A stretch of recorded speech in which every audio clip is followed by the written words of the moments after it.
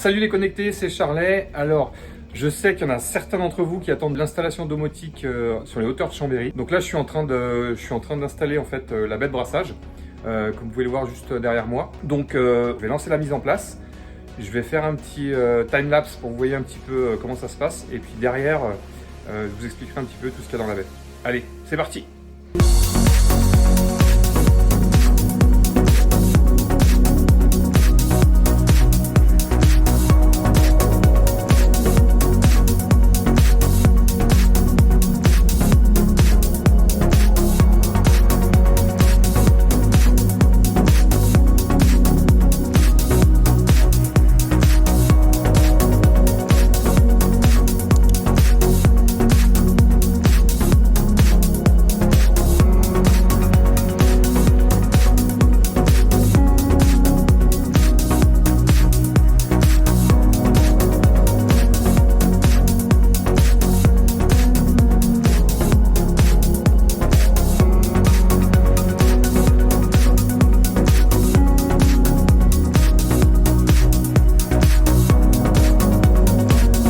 Ça y est, on vient de finir la baie. Je vais vous expliquer un petit peu maintenant ce qu'on a mis dans la baie.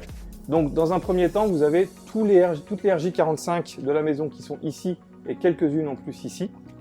Et on a en fait ce qu'on appelle des switches. Donc, les switches sont en gros des multiprises pour Internet.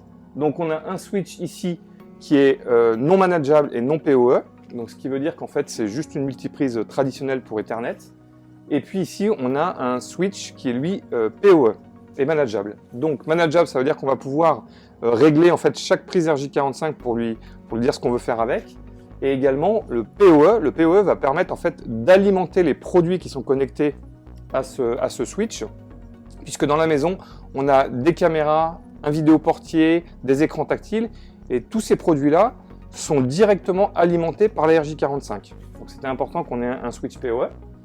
Ensuite, on a ici le contrôleur domotique Control 4, qui est un peu le cerveau de la maison, qui va permettre de piloter en fait toute l'installation, donc aussi bien les caméras, les écrans tactiles, le portier vidéo et toute la partie KNX, parce qu'en fait toute l'installation a été faite en KNX sur la partie, on va dire, éclairage, volet, etc. D'ailleurs, vous pouvez le voir, il y a tous les modules ici KNX. On a une petite passerelle IP KNX qui est ici, qui, elle, va communiquer avec le contrôleur, ce qui va nous permettre, sur les écrans tactiles et sur le smartphone du client, de pouvoir piloter toute l'installation. Donc, ça, c'est une première partie sur la partie, on va dire, automatisme de la maison, hein, ça va être la porte de garage, etc. Et puis, on va avoir un système multi-room audio sur 10 zones. Alors, c'est quoi un système multi-room? C'est un système qui va vous permettre de diffuser en fait la musique un petit peu là où vous voulez dans la maison. Et en l'occurrence, là, on peut la diffuser sur 10 zones. Donc pour ce faire, on va avoir en fait plusieurs appareils. On va avoir le contrôleur, lui, qui va permettre de diffuser, de streamer en fait par exemple, si vous avez Spotify, Deezer, etc., on va venir connecter en fait votre compte au contrôleur Control 4, qui lui va pouvoir diffuser en fait votre système de streaming directement sur la matrice qui est ici. Donc cette matrice va faire le lien entre le contrôleur et l'amplificateur. Donc c'est elle qui va dire, quand le contrôleur dit « je veux envoyer telle musique dans telle zone », c'est la matrice qui va faire son boulot et qui va l'envoyer sur l'ampli. L'ampli, lui, va avoir 8 zones, ce qui va permettre de diffuser donc soit mettre la même musique dans les 8 zones, ou soit mettre plusieurs musiques différentes dans plusieurs zones. Et ensuite, on a ici des triades One.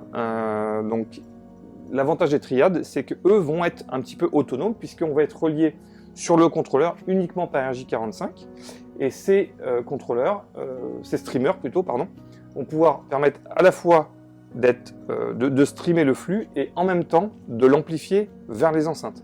Donc on en a 2 ici, ce qui fait qu'on a 8, 9 et 10 zones audio. Voilà.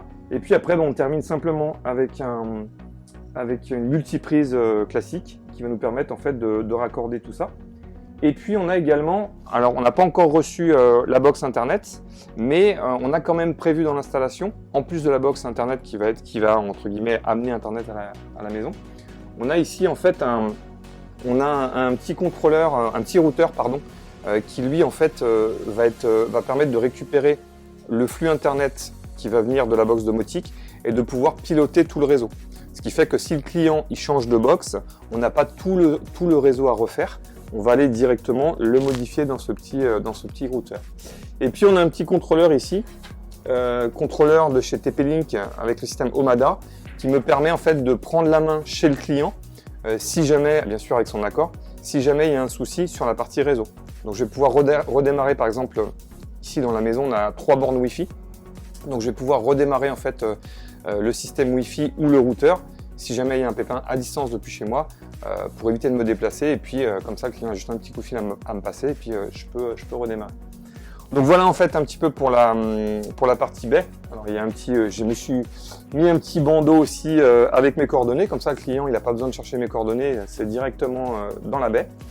De toute façon, ne vous inquiétez pas, il y aura une autre vidéo où je vais vraiment vous expliquer, vous montrer en fait le système en route avec les écrans tactiles pour vous montrer un petit peu comment tout ça fonctionne. Donc si vous avez aimé cette vidéo, n'hésitez pas à lâcher un petit like et dites-moi dans les commentaires si vous aussi vous comptez en fait mettre en fait une baie de brassage pour pouvoir mettre justement peut-être un système multi-room chez vous, ou peut-être avez-vous déjà un système multi-room Sonos ou autre. Dites-le moi dans les commentaires, je serais ravi d'échanger avec vous.